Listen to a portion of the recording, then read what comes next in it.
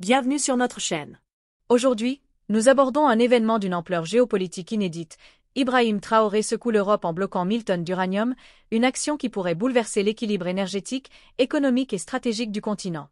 Dans cette vidéo, nous analyserons non seulement l'impact immédiat sur l'approvisionnement en énergie et les marchés, mais aussi les implications diplomatiques et militaires potentielles.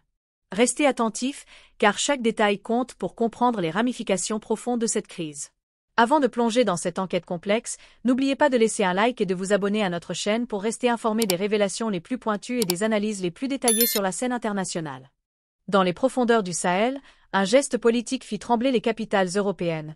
Ibrahim Traoré, le jeune capitaine devenu symbole de la souveraineté africaine, annonça le blocage immédiat de 1000 tonnes d'uranium destinées à l'exportation. En une seule déclaration, le Burkina Faso venait de couper l'un des cordons invisibles reliant l'Afrique à la machine énergétique de l'Europe. Ce métal lourd, souvent extrait dans la poussière et la misère, alimentait silencieusement les réacteurs européens depuis des décennies. Mais cette fois, le vent tournait. Le message de Traoré n'était pas seulement économique, il était existentiel. L'Afrique n'est plus un grenier pour les besoins des autres. Dans les heures qui suivirent cette annonce, les marchés réagirent violemment. À Paris, les analystes parlaient de choc énergétique sans précédent. Les contrats à terme sur l'uranium s'envolèrent, tandis que les médias européens diffusaient en boucle des images de mines désertées. Les experts évoquaient déjà des risques de coupure dans les centrales françaises et allemandes. Pour la première fois depuis des décennies, l'équilibre énergétique du continent européen semblait dépendre de la volonté d'un pays sahélien, souvent perçu comme périphérique. L'Europe, habituée à dicter les règles, se retrouvait prisonnière de sa propre dépendance. Au Burkina Faso, la décision fut accueillie avec un mélange de fierté et d'appréhension. Dans les rues de Ouagadougou, les affiches à l'effigie du capitaine fleurissaient, accompagnées du slogan « Notre uranium, notre avenir ». Les habitants voyaient dans cet acte un tournant historique, une revanche sur des décennies d'exploitation silencieuse. Mais derrière l'élan patriotique se cachait une réalité plus complexe. Comment transformer ce bras de fer géopolitique en levier durable pour le développement national? Traoré savait qu'il marchait sur une ligne étroite entre l'indépendance et l'isolement. L'Europe tenta d'abord la diplomatie douce. Bruxelles proposa une renégociation urgente des accords miniers, promettant davantage de transparence et d'investissement local. Mais Traoré resta inflexible. Selon lui, les promesses européennes n'étaient que des mots recyclés d'un vieux manuel colonial. « Nous n'avons plus besoin d'assistance, mais de respect », déclara-t-il devant le Conseil des ministres. Cette phrase fit le tour du continent africain. À Bamako, Niamey et Conakry, les dirigeants saluèrent son audace, certains évoquant même la création d'un cartel africain de l'uranium, inspiré de l'OPEP. La riposte européenne prit alors une autre forme, celle de la pression économique. Plusieurs banques occidentales suspendirent leurs lignes de crédit au Burkina Faso. Les grands médias parlèrent de dérive nationaliste. Pourtant, Traoré demeura imperturbable. Il comprenait que chaque attaque médiatique renforçait sa stature symbolique. Dans un entretien télévisé, il rappela que la vraie souveraineté ne se mesure pas au PIB, mais à la liberté de dire non. Ce refus catégorique d'obéir aux règles du marché international marqua une rupture dans l'histoire récente des relations Afrique-Europe. Sur le terrain, la suspension des exportations créa une onde de choc. Les cargaisons d'uranium, bloquées dans les entrepôts sécurisés de Koudougou, devinrent un symbole de résistance. Des militaires surveillaient jour et nuit les conteneurs, tandis que des ingénieurs burkinabés travaillaient à concevoir une nouvelle stratégie de valorisation locale du minerai. L'idée n'était plus de vendre la matière brute, mais de construire un écosystème énergétique africain capable de la transformer. Pour Traoré, c'était la clé du futur. Nous avons donné notre uranium pendant 50 ans. Maintenant, nous allons lui donner une valeur. Les conséquences dépassèrent largement les frontières africaines. En Allemagne, les industriels de l'énergie nucléaire tirèrent la sonnette d'alarme. En France, l'opposition accusa le gouvernement de cécité stratégique. Dans les colonnes du Monde, un éditorial titrait « Le Sahel nous tient ». Une vérité amère commençait à s'imposer. La transition énergétique européenne reposait encore sur des ressources étrangères contrôlées par des nations longtemps ignorées. Ce retournement de pouvoir symbolique redessinait les cartes de la diplomatie mondiale. Au sein de l'Union africaine, la décision de Traoré fit l'effet d'un électrochoc. Plusieurs chefs d'État y virent une opportunité historique pour renforcer la position du continent sur la scène énergétique mondiale. Un sommet extraordinaire fut convoqué à Addis Abeba sous le thème « Ressources africaines, destin africain ». Pour la première fois, la question de la gestion souveraine des matières premières fut abordée non comme une revendication, mais comme une stratégie continentale. L'Afrique cessait d'être une victime du marché global, elle devenait son régulateur potentiel. Les États-Unis observaient la situation avec inquiétude. Washington craignait que le mouvement initié par le Burkina Faso ne fasse tache d'huile, compromettant la stabilité de ses propres approvisionnements stratégiques. La Chine, en revanche, salua discrètement la manœuvre de Traoré, y voyant une ouverture vers de nouveaux partenariats sud-sud. Le capitaine, conscient de jouer sur plusieurs échiquiers, multiplia les contacts avec Moscou, Pékin et Téhéran, cherchant à bâtir un réseau de coopération énergétique hors du contrôle occidental. Cette diplomatie parallèle redonnait à l'Afrique un rôle d'acteur et non plus de spectateur. Sur le plan intérieur, la population burkinabé paya cependant le prix de cette indépendance nouvelle. Les sanctions financières imposées par l'Occident ralentirent les importations, provoquant des pénuries ponctuelles de carburant et de produits de première nécessité. Mais loin de se révolter, la majorité des citoyens interpréta ces difficultés comme un sacrifice nécessaire. Dans les mosquées, les marchés et les universités, un même mot revenait: résilience. Pour beaucoup, Ibrahim Traoré incarnait désormais non seulement un président, mais un symbole d'affranchissement moral. Ce blocage de 1000 tonnes d'uranium fut plus qu'un acte économique, il devint un tournant civilisationnel. En paralysant l'Europe, le Burkina Faso avait révélé l'ampleur de l'interdépendance mondiale et la fragilité du modèle énergétique occidental. Mais surtout, Traoré avait prouvé qu'un petit pays, lorsqu'il ose agir avec conviction et intelligence, peut redéfinir le rapport de force entre le Nord et le Sud. Dans cette confrontation entre la puissance et la dignité, une nouvelle page s'écrivait, celle d'une Afrique consciente de sa force, prête à ne plus jamais être la simple arrière-cour du monde. Ibrahim Traoré savait que le geste symbolique du blocage de l'uranium ne suffirait pas à transformer la dépendance en puissance durable, il lui fallait des alliés et des structures. Il convoqua alors à Ouagadougou une conférence informelle regroupant ministres de l'énergie, chefs d'entreprises locales, ingénieurs et représentants d'universités de 15 pays africains. L'objectif affiché était simple et ambitieux, construire une chaîne de valeur complète, extraction, transformation, enrichissement et usages locaux pour que la richesse remontant du sous-sol reste et fructifie sur le continent. Les débats furent intenses et parfois acrimonieux car certains pays, habitués aux accords bilatéraux, craignaient l'émergence d'un cadre contraignant mais d'autres y voyaient l'opportunité historique d'un développement partagé. Des groupes de travail furent immédiatement créés, harmonisation des réglementations minières, fonds communs d'investissement, transfert de technologies et programmes massifs de formation technique et scientifique. Traoré proposa la création d'un mécanisme financier panafricain, inspiré de modèles précédents mais adapté à la spécificité stratégique des matières premières critiques, afin d'éviter les chantages financiers extérieurs. Au-delà des aspects économiques, la conférence posa les bases d'une diplomatie énergétique commune, visant à négocier collectivement les exportations et à promouvoir des partenariats équitables, transparents et durables. La résolution finale, adoptée à l'unanimité, proclama que l'uranium africain servira d'abord le développement africain, une phrase courte mais lourde de conséquences politiques et géopolitiques. L'annonce de ce nouveau cadre panafricain provoqua aussitôt des réactions en chaîne dans la région du Sahel, où les enjeux sécuritaires, climatiques et sociaux sont intimement liés à l'exploitation des ressources. Des mouvements politiques et des groupes communautaires, longtemps marginalisés dans les décisions extractives, réclamaient désormais une place effective dans la gouvernance des mines et dans le partage des retombées économiques. Cette demande d'inclusion porta rapidement à des réformes locales, revalorisation des redevances, contraliant investissements et emplois locaux, et exigence de clauses environnementales strictes pour limiter la dégradation des sols et la raréfaction de l'eau. Les réformes ne furent pas sans friction, des intérêts établis résistèrent et des tractations complexes impliquant multinationales, élites locales et gouvernements eurent lieu dans l'ombre des salons diplomatiques. Pourtant, la pression populaire et la visibilité internationale forcèrent nombre d'acteurs à accepter au moins des compromis, audits indépendants, comités de suivi citoyen et transparence sur les flux financiers.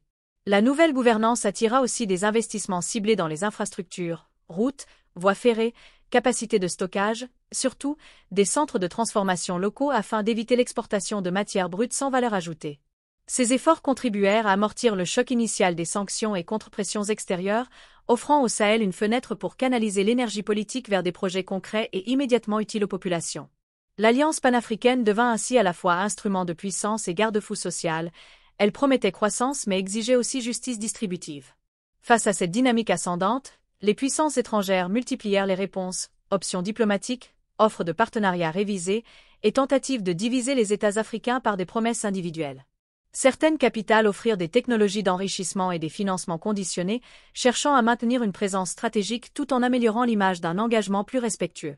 D'autres optèrent pour la pression discrète, restrictions bancaires, ralentissement d'accords commerciaux et lobbying pour isoler les pays les plus volontaristes politiquement.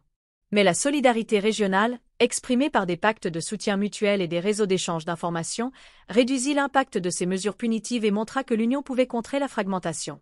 La diplomatie sud-sud gagna alors en intensité. Accords de coopération technologique avec la Chine, partenariats de formation avec l'Inde et échanges industriels renforcés avec la Russie permirent de diversifier les appuis.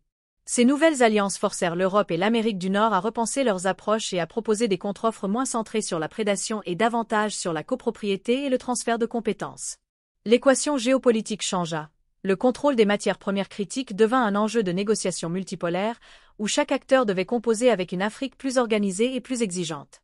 Ainsi, la région sahélienne, longtemps terrain d'affrontements externes, s'imposa progressivement comme un acteur clé des chaînes d'approvisionnement mondiales. La montée de l'Alliance eut aussi des implications technologiques majeures. Des centres de recherche africains furent rapidement cofinancés pour développer des solutions d'enrichissement adaptées et des usages civils diversifiés. Les universités locales, longtemps sous-financées, reçurent des fonds pour former des centaines d'ingénieurs en chimie des matériaux, en nucléaire civil et en ingénierie électrique, rompant avec l'émigration des cerveaux. Des start-ups africaines émergèrent, proposant des procédés plus verts d'extraction et de traitement, limitant l'empreinte écologique et réduisant la dépendance énergétique interne.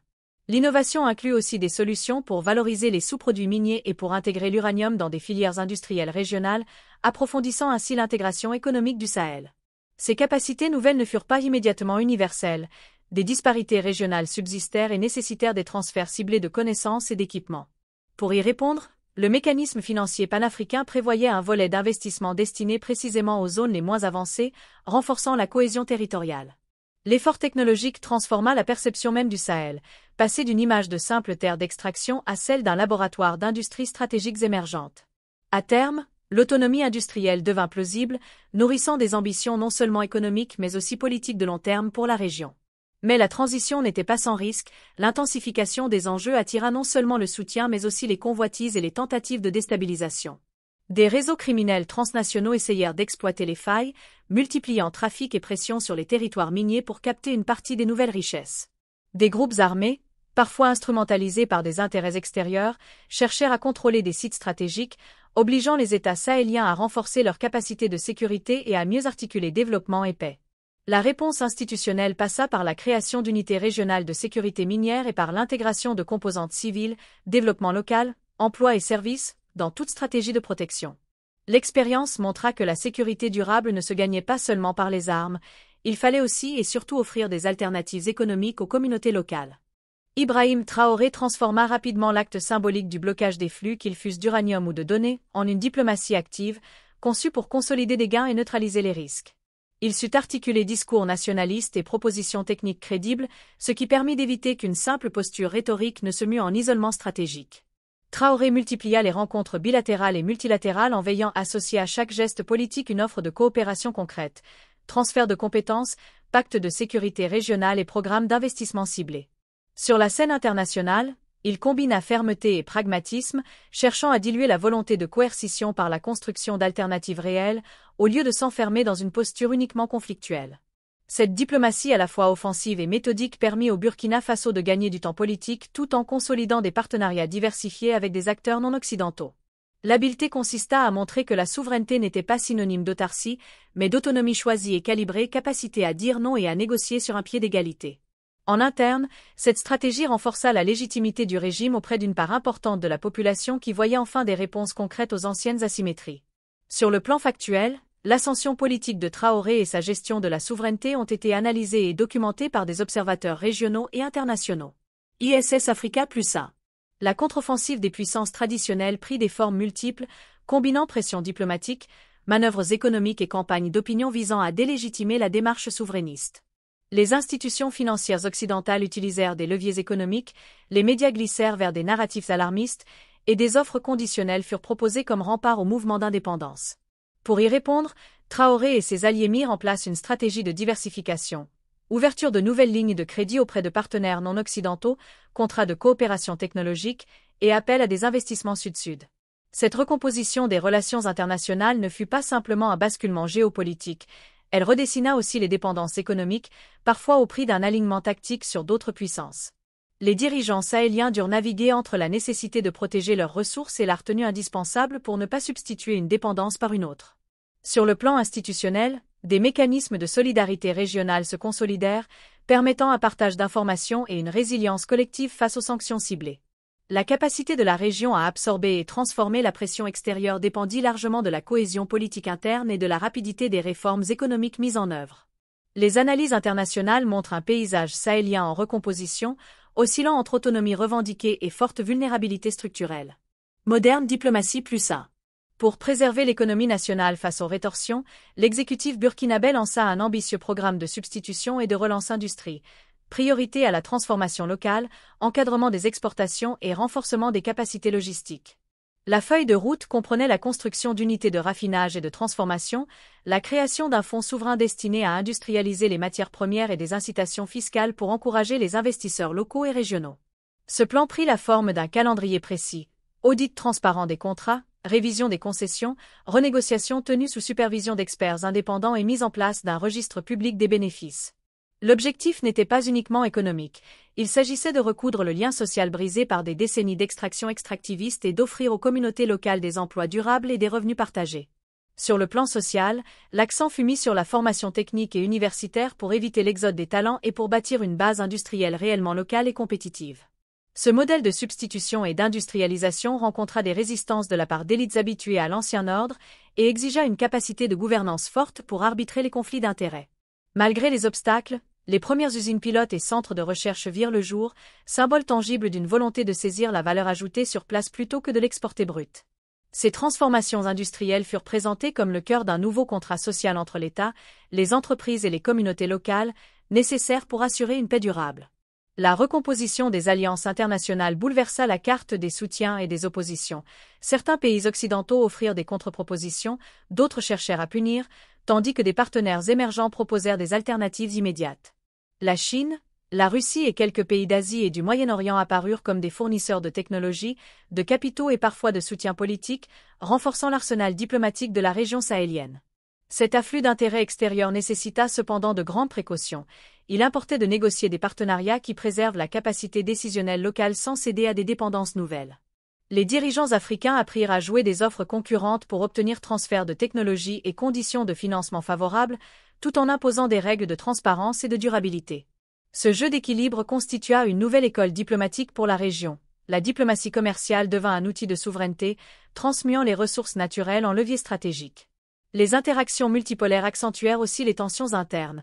Certains groupes politiques domestiques accusèrent le pouvoir de s'aligner sur des puissances étrangères au détriment de l'intérêt national. Pour contrer ces risques, l'exécutif s'engagea publiquement à des audits indépendants, à la publication des contrats et à la mise en place de comités de suivi multipartites. Ainsi, la recomposition géopolitique obligea à une sophistication de la pratique gouvernementale, plus transparente et davantage soumise à la société civile. La dimension sécuritaire resta un défi central et incontournable, l'ampleur de la refonte des chaînes de valeur attira des acteurs criminels et des groupes armés désireux d'exploiter les nouvelles richesses. Face à ces menaces, l'État développa une approche intégrée, renforcement des forces de l'ordre, partenariats régionaux de renseignement et programmes d'inclusion ciblés pour diminuer l'attrait des voies illégales. Les stratégies militaires furent complétées par des initiatives civilo-militaires visant à reconstruire l'autorité étatique dans les zones périphériques et à rétablir des services publics essentiels. La protection des sites stratégiques ne se limita pas à la force, elle inclut désormais la gouvernance locale, la redistribution des revenus et des projets de développement participatif. En parallèle, des protocoles régionaux pour la protection des infrastructures critiques furent signés et des forces conjointes sahéliennes furent créées pour répondre aux menaces transfrontalières. Ces mécanismes permirent d'améliorer la sécurité opérationnelle, mais restèrent fragiles tant que la cohésion politique et la justice sociale n'étaient pas consolidées. La leçon fut claire. La sécurité durable naît de la combinaison de la force, du développement et de la légitimité, pas de la seule coercition. Les défis sécuritaires continuèrent de peser lourdement sur l'agenda politique, exigeant vigilance, ressources et leadership soutenu. Sur le plan institutionnel et juridique, la période fut marquée par d'importantes réformes visant à moderniser le cadre réglementaire applicable aux ressources stratégiques. De nouvelles lois sur la transparence des contrats, la reddition de comptes des entreprises extractives et la protection de l'environnement furent adoptées, accompagnées de dispositifs de sanctions en cas de non-respect. Des agences indépendantes de contrôle, composées d'experts nationaux et internationaux, furent mises en place pour auditer les comptes, vérifier les impacts et publier des rapports accessibles aux citoyens. La juriste et la société civile furent associées à l'élaboration de ces règles pour assurer légitimité et acceptation sociale, réduisant ainsi le risque de captation par des intérêts particuliers. Ces cadres juridiques visaient aussi à garantir que la valorisation des ressources profite équitablement aux générations présentes et futures par des mécanismes d'épargne et de fonds souverains bien gérés. Sur la scène régionale, des normes communes furent discutées afin d'éviter l'arbitrage réglementaire entre États et de créer un marché plus intégré et plus résilient. Ces avancées législatives furent centrales pour transformer la mobilisation des ressources en un processus institutionnel durable, condition sine qua non d'une souveraineté assumée et responsable. La consolidation juridique montra que la souveraineté ne se limite pas à la rupture mais s'inscrit dans la capacité à construire des institutions crédibles et durables. La société civile joua un rôle amplificateur et parfois correcteur dans cette recomposition. ONG, associations locales et chercheurs eurent un rôle actif pour garantir transparence, inclusion et suivi citoyen. Les plateformes citoyennes, les comités locaux de suivi et les médias indépendants devinrent des espaces de contrôle, de débat et de proposition, limitant les marges d'opacité et de corruption. Ces acteurs insistèrent pour que les revenus issus de la valorisation des ressources soient affectés à des projets sociaux concrets, santé, éducation, infrastructures de base et protection des écosystèmes. La participation citoyenne permit également d'identifier les priorités locales et de co-concevoir des projets qui répondent réellement aux besoins des populations souvent marginalisées. Des mécanismes de transparence en ligne, des portails publics de contrats et des comptes rendus réguliers renforcèrent la confiance entre l'État et les citoyens. La dynamique sociale transforma le débat. Il ne s'agissait plus seulement de reprendre les ressources, mais d'en faire un instrument de justice sociale et de développement partagé. La société civile devint la balise morale d'un projet national qui risquait sans aide de basculer vers des formes de capture politique et économique. Ainsi, la souveraineté se dota d'un référent démocratique, nécessaire pour la pérennité des transformations. Ibrahim Traoré et ses alliés avaient démontré qu'un acte audacieux pouvait déclencher une onde de transformation, mais la question centrale demeurait: comment consolider ces gains pour qu'ils deviennent durables et bénéfiques pour l'ensemble des populations? La réponse ne réside pas dans un seul décret ni dans une série de nationalisations ponctuelles, mais dans la construction patiente d'institutions robustes, de mécanismes de redistribution clairement définis et d'un projet économique qui associe industrie, savoir-faire et justice sociale. Consolider signifie d'abord planifier sur plusieurs décennies, former des ingénieurs, bâtir des filières de transformation, protéger les écosystèmes et créer des fonds souverains gérés selon des règles strictes de transparence. Cela exige aussi des décisions difficiles, arbitrer entre urgence sociale et investissements industriels lourds, concilier exploitation minière et préservation des terres agricoles, et refonder la gouvernance locale pour réduire les tensions. La pérennisation demande donc une vision stratégique partagée par l'ensemble des forces politiques, économiques et sociales, sans quoi toute avancée reste fragile face aux pressions internes et externes. Il faut admettre que la capacité administrative et technique demeure un goulot d'étranglement pour beaucoup de pays sahéliens. Investir massivement dans l'état de droit, la formation et la magistrature économique est une urgence. Sans ces piliers, les ressources risquent d'être captées par des réseaux opaques, et la légitimité populaire qui a soutenu les réformes s'érodera, ouvrant la porte au repli et au conflit. Ainsi, l'horizon de la souveraineté repose sur la convergence d'un projet industriel, d'une gouvernance transparente et d'un contrat social redistributif largement accepté. Sur le plan économique, la transformation des matières premières en produits à plus forte valeur ajoutée apparaît comme le cœur de la stratégie de long terme, mais elle pose des défis logistiques et technologiques considérables. Construire des chaînes de transformation nécessite des infrastructures lourdes, routes, électricité stable, accès au financement à long terme et une coordination régionale pour atteindre les économies d'échelle indispensables. Il faut également développer des filières connexes, métallurgie, industrie chimique, fabrication d'équipements et maintenance industrielle, qui tout exigent une main-d'œuvre qualifiée et des curricula adaptés dans les universités et centres techniques. Les premiers succès pilotes doivent être rapidement montés en capacité industrielle pour prouver la viabilité économique et atténuer la tentation de revendre les matières premières à bas prix. Un fonds souverain bien géré, des incitations fiscales judicieuses et des partenariats publics-privés transparents peuvent catalyser ces transformations, à condition d'éviter les clauses prédatrices et les confusions d'intérêts. La régionalisation des fonctions productives, fabrication partagée entre pays voisins, est une piste pertinente pour mutualiser les coûts et créer des marchés internes robustes. Enfin, la politique industrielle doit être pensée pour être résiliente aux chocs extérieurs, diversification des débouchés, assurance contre les risques commerciaux et stratégie de stockage prudentielle.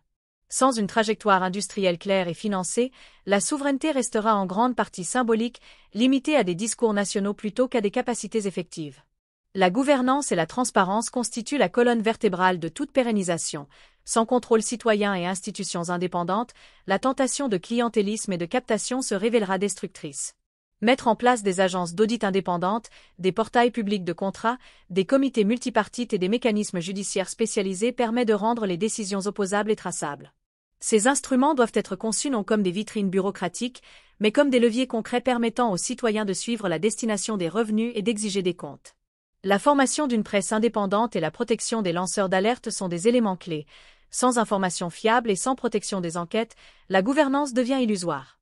Parallèlement, des mécanismes de participation locale, budget participatif, comité de gestion communautaire des ressources contribuent à ancrer les bénéfices au niveau des territoires directement concernés. La culture administrative doit évoluer, rémunération décente pour les fonctionnaires, procédures claires et sanctions effectives en cas de corruption. Ainsi, la transformation économique ne peut être dissociée de la modernisation de l'État, la confiance publique est la condition du succès économique et de la stabilité politique. La vraie souveraineté se mesure autant à la capacité d'administrer correctement ses affaires qu'à la capacité de dire non sur la scène internationale. Sur le plan social, l'enjeu majeur est d'assurer que la richesse nouvelle produite ne reproduise pas les vieilles inégalités mais devienne un moteur d'égalité des chances et de cohésion. Des politiques ciblées doivent redistribuer une part significative des revenus vers la santé, l'éducation, l'accès à l'eau et la construction d'emplois locaux, réduisant ainsi les facteurs de fragilité sociale. La justice environnementale doit aussi être intégrée, indemniser adéquatement les communautés affectées, réhabiliter les terres et financer des projets de substitution des moyens de subsistance pour les populations déplacées. Les programmes de formation technique et d'entrepreneuriat local s'avèrent essentiels pour empêcher l'exode des jeunes talents vers l'étranger et pour alimenter le tissu industriel naissant. Il est tout aussi crucial d'assurer une représentation équitable des femmes et des groupes marginalisés dans les emplois créés et dans les instances de décision liées aux ressources. Des mécanismes d'évaluation sociale réguliers et indépendants permettront d'ajuster les politiques et d'éviter l'émergence de nouvelles fractures. Si la transformation économique n'améliore pas sensiblement la qualité de vie de la majorité, elle nourrira la contestation et fragilisera la légitimité des dirigeants qui l'ont portée. La pérennité politique dépend donc d'une traduction tangible du développement en gains sociaux partagés et pérennes. La sécurité reste un défi transversal. Sans paix et sans sécurité, les investissements s'évaporent et les entreprises légitimes peinent à prospérer. La réponse ne peut être purement militaire. Elle doit combiner sécurisation des sites, actions de déradicalisation, inclusion économique et renaissance des services publics dans les zones périphériques. La construction d'un modèle de sécurité locale implique aussi d'intégrer les forces communautaires, d'améliorer les capacités judiciaires et de s'attaquer aux causes profondes de l'insécurité, pauvreté, marginalisation et absence d'État. Des coopérations régionales en matière de renseignement et de protection des infrastructures critiques renforcent l'efficacité, mais nécessitent une confiance politique durable entre États voisins. Par ailleurs, la lutte contre les trafics transnationaux exige des mécanismes de traçabilité et des partenariats internationaux ciblés, sans pour autant sacrifier la souveraineté nationale. Investir dans la résilience communautaire, écoles, cliniques, projets productifs réduit l'attractivité des groupes armés et consolide l'autorité de l'État sur le long terme. La sécurité durable est donc la résultante d'un équilibre entre protection, développement et inclusion. La militarisation seule ne suffira pas à stabiliser durablement la région. Ce défi exige patience, stratégie coordonnée et des ressources affectées de manière soutenue. La diplomatie économique apparaît comme l'un des outils les plus puissants pour transformer la position de force initiale en gain durable, négocier des partenariats équilibrés, diversifier les marchés et faire jouer la concurrence pour obtenir des transferts de technologie. Au lieu de s'en remettre à un seul grand partenaire, les pays doivent multiplier les options aux marchés asiatiques, accords régionaux africains, coopération technique multilatérale, afin de minimiser les risques d'emprise. Cette diplomatie exige une administration capable de conduire des accords complexes, négociateurs formés, transparence close, capacité d'évaluation indépendante des offres et observatoires techniques pour contrôler l'exécution. Des alliances régionales pour la négociation collective, par secteur, énergie, minerais, renforcent le pouvoir de négociation et réduisent la tentation des offres individuelles divisant les États. La diplomatie doit aussi être reliée à une stratégie industrielle concrète. Chaque accord doit viser un objectif technologique précis et mesurable, pas seulement des flux financiers immédiats. Enfin, il faut s'assurer que les partenariats intègrent des clauses de transfert de savoir-faire, de localisation des chaînes de valeur et de respect des normes sociales et environnementales. La souveraineté économique se gagne autant à la table des négociations qu'en usine. La diplomatie doit donc servir l'industrialisation et la résilience. Ce choix stratégique conditionnera la capacité de l'Afrique à transformer son potentiel en puissance effective. La finance et l'investissement constituent un autre levier déterminant. Mobiliser des capitaux à long terme, créer des instruments d'assurance contre les risques commerciaux et bâtir des mécanismes de partage des risques pour attirer l'investissement productif. Un fonds souverain transparent, bien gouverné, peut stabiliser les revenus, financer la transformation industrielle et amortir les chocs cycliques des prix des matières premières. Les institutions financières locales doivent être renforcées pour offrir des crédits à long terme aux entreprises industrielles. L'accès aux marchés de capitaux régionaux est une priorité. Des partenariats innovants Green Bond, prêts conditionnels à la formation, co-investissement public-privé offrent des voies pour aligner finances et objectifs de développement durable. Il est aussi essentiel d'éviter les pratiques de dette prédatrice. Transparence, clauses claires et supervision parlementaire réduisent les risques de perte de contrôle stratégique. Merci d'avoir suivi cette vidéo jusqu'au bout. Vos commentaires et analyses sont essentiels pour enrichir la discussion sur cet événement géopolitique majeur. N'hésitez pas à partager vos réflexions dans la section dédiée, car chaque point de vue apporte une dimension supplémentaire à la compréhension de cette crise. Si cette vidéo vous a apporté des éclaircissements, laissez un like pour soutenir notre travail et continuez à vous abonner afin de ne manquer aucune de nos futures enquêtes approfondies sur les enjeux stratégiques mondiaux. Restez vigilants, restez critiques et préparez-vous à explorer avec nous les conséquences encore insoupçonnées de ce blocage spectaculaire.